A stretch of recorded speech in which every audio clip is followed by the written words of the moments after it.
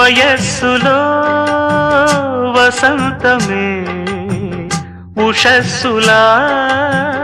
జ్వలించగా మనస్సులో నిరాశలే రచించలే మరీచిక పదాల నాయగా స్వరాల సంపద తరాల నా కథ క్షణాలదే కదా గతించిపోవు గాథనేనని ఆమని పాడవే హాయిగా మూగవై పోకు ఈ వేళ రాలేటి పూల రాగాలతో